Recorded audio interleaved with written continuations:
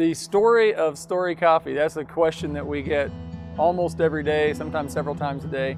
The kind of the medium length version is that we started off, my wife and I owned 3 coffee shops back in Portland, Oregon, and that's where we learned about coffee and kind of, you know, cut our teeth in the industry. But we had a couple of little girls that were growing up a long ways from my mom and dad, which is their grandparents, and we wanted to move closer to where the grandparents are. So we decided to leave Oregon and come to Colorado, and we thought it'd be fun to kind of get ourselves some sort of a machine that we could travel around in and live in while we did a little traveling between Oregon and Colorado. We thought we might do that for a couple of weeks. Well, a couple of weeks ended up growing into almost 4 years, and we lived in it on the streets of Portland for a couple of years. And then we left Portland, traveled around for about a year, and then we lived in it mostly while we were building Story Coffee.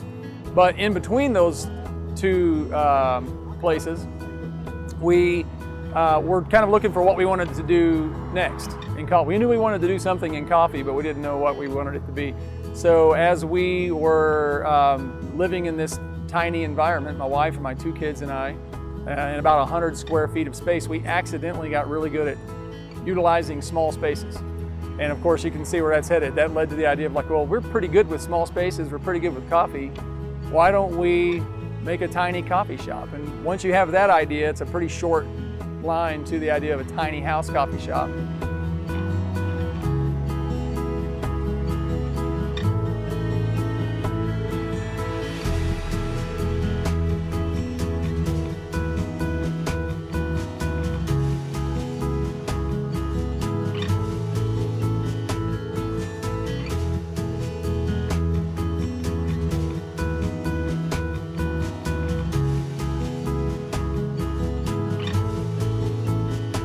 So a lot of times people ask, why should they choose Story Coffee as opposed to other coffee shops? And my answer is you shouldn't.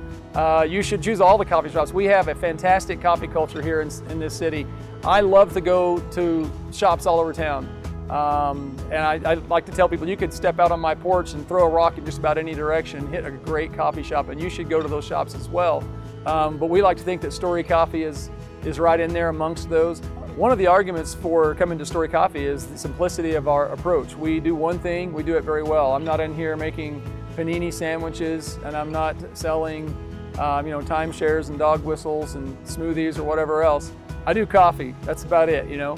And so we have a very small staff, and it's just basic science. We've removed a lot of the variables out of a goal that we're trying to attain, and therefore our argument is that we can hit that goal more consistently with greater level of excellence.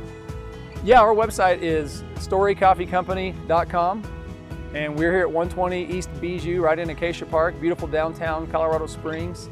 And we're open 7 days a week, 365 days a year. And feel free to call or text. Our phone number is 503-758-4444, and you can get a hold of us that way as well. Well, as far as the future of Story Coffee, I like to say we are chasing simplicity. And so the future for Story Coffee is we're going to try to keep things simple.